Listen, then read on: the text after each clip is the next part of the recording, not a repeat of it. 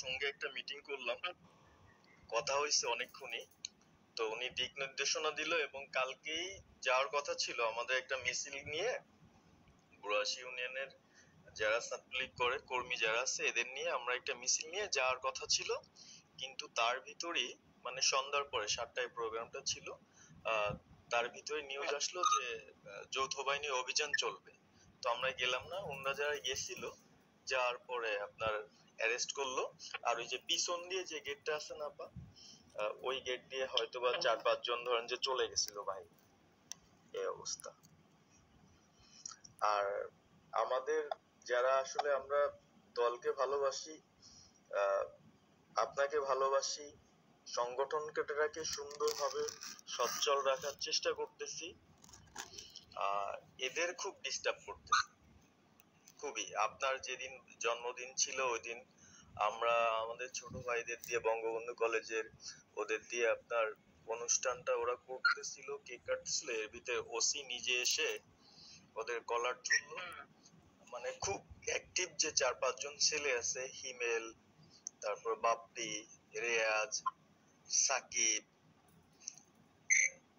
তারপরে সাব্বির, এরা বঙ্গবন্ধু কলেজের আসলে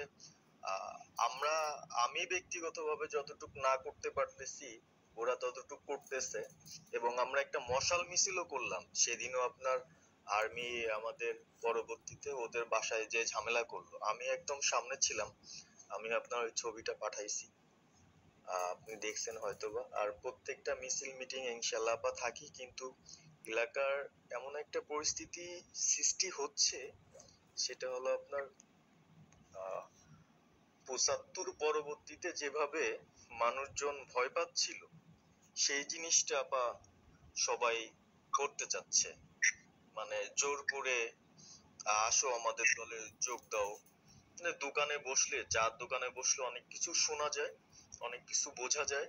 কিন্তু এখন আমাদের দরকার সারা বাংলাদেশে, মানে আমার ক্ষুদ্র জ্ঞান থেকে বলতেছি, সারা বাংলাদেশে যে একটা সংগঠনটা চালাবে, আপনি সভাপতি থাকবেন এবং ভারপ্রাপ্ত যদি কাউকে কোনো দেওয়া যায় যাকে ভালো মনে করেন, তাহলে আমাদের সারা 64 জেলা।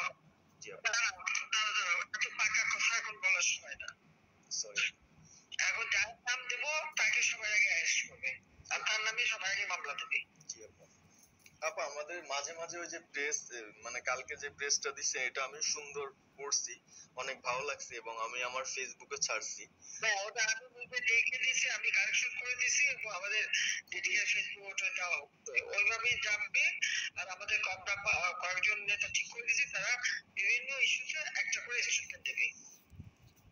জি আপা। আমার অনেক শেখ সালিমের নাম দিয়ে দাও, সে চালাক না। উনি কিভাবে, উনি তো মানে আমাদের কে চালাবে? আপনি যারে বলছেন, আমি যারে বললে তো হবে। তোমাদের এই যে বাস্তবতা বুঝতে চাও না কেন? জি আপা। এখনই যার নাম দেবে তখনই সে অ্যারেস্ট হবে।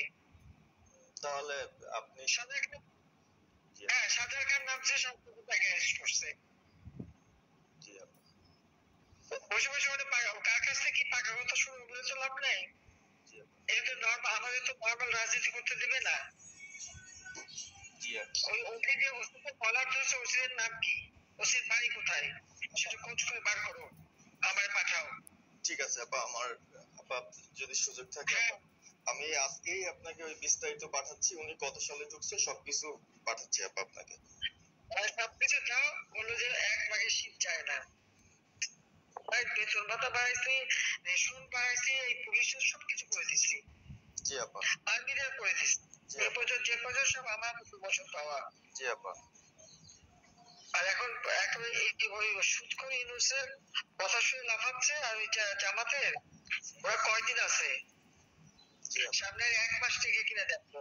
জি আপা, জি আপা, দোয়া করেন আপা। আর আমি আপনাকে 1 মাস আগে গিয়ে দেখো, তখনই আপনারা যারা বেশি বাড়াবাড়ি করেন কোথায় যাবেন সেটা বুঝে নিয়েন। আর এই তালিকা সব করে রাখো আপা। যারা যে ঘর বাড়ি ভাঙা পোড়ানো তাদেরকেও হিসাবটা নাম রাখো, এবার যেন ভুল না হয়, পরে আবার এর চাচা, ওর মামা, ওর শ্বশুর, ওর শাশুড়ি, এইগুলি যেন না হয়। আপা এবার ঘুরে ঘুরে ঘুরে ঘুরে হিসাব নেওয়া হবে। জি আপা, জি। আমি গত 2001 কিচ্ছু বলিনি, আমি 2009 সরকার এসেও আমি ওসব কাউকে কিছু বলিনি, আমি দেশের উন্নয়ন করছি। আল্লাহ এর